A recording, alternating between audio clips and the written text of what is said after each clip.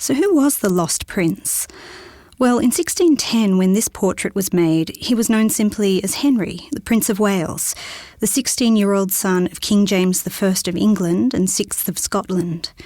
James was the first Stuart King of England, and he and his wife Anne had 3 children, Henry, Elizabeth and Charles. The previous royal family, the Tudors, had been so fraught with rivalry, and the few children they produced were either illegitimate or died too young to rule, so the future of the English throne had been very uncertain for a long time. So the English were elated when they suddenly had a fully formed royal family with a clear line of succession in 1603. And Henry, because he was the eldest son, was the focus of everyone's attention. He was the future king. From the moment he was born, he faced huge expectations. Even portraits of Henry at 2 years old show him basically enthroned and decked out in this very regal manner. As a young boy, Prince Henry clearly lived up to all this expectation. He was athletic, he excelled at all the noble sports like jousting, riding and hunting, and his courtiers and advisers all encouraged an interest in exploration, war and politics, the Protestant religion, and most interestingly, I think, the arts. He collected Italian and Dutch masterpieces. Apparently one of his favourites was a little bronze horse that was a gift from the Grand Duke of Tuscany.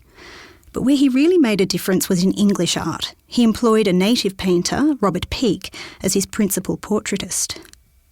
Now, Peake was already an established portrait painter in the Elizabethan period, but it's the portraits of Henry that are without doubt his most innovative and complex. It seems as if Henry really pushed him to develop his work beyond the stiff, flat Elizabethan style. The paintings still have that doll-like quality of Elizabethan figures, but they're somehow more three-dimensional, often arranged within more complex compositions. Isaac Oliver was one of Henry's miniaturists. Miniatures are a fascinating type of portraiture. They're so tiny. Often they're small enough to fit in the palm of your hand, and they're rarely much bigger than a playing card, but they have all this incredible detail packed into them. The artist must have used a brush made with a single hair to get that kind of detail. The Stuart family commissioned a lot of these, and they were the kind of thing that made popular gifts. You could wear them in a locket, for instance. So they were intimate and personal, completely different to these large-scale portraits made for display in palaces.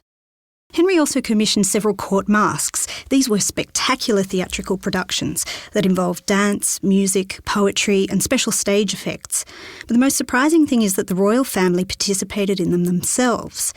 Inigo Jones, who's probably best remembered now as an architect, designed the sets and costumes for a masque called Oberon the Fairy Prince in 1611, and Henry took the lead role of Oberon. The poetry was supplied by Ben Jonson, who you might know best as a friend and rival of Shakespeare. We can only imagine how opulent these productions must have been. They were certainly very expensive and highly prized by the royal family, who got to play out allegories of their own reign and power for the court and the nobility. One of the big projects that Henry never got off the ground before his sudden death was the redevelopment of his gardens at Richmond Palace. He planned to have the kind of opulent water features and follies that might have rivalled the Medici's famous Renaissance gardens in Tuscany. And we know from the surviving books written by his designer Salomon de Caus that it might have included great fantasy structures like giants and grottos. It would have been unlike anything that England had ever seen.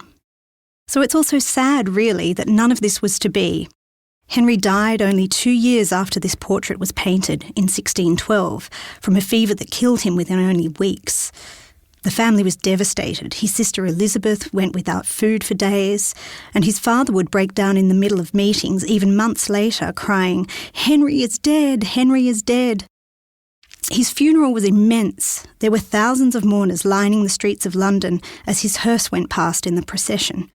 You could liken it to the outpouring of grief that we saw when Diana, the Princess of Wales, died in 1997, but the reasons here were quite different.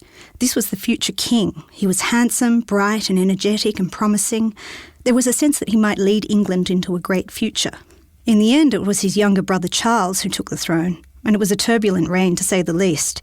England descended into civil war, King Charles was beheaded outside his own palace, and the monarchy was toppled altogether for some time. So it's no wonder then that Henry is still remembered as England's lost prince.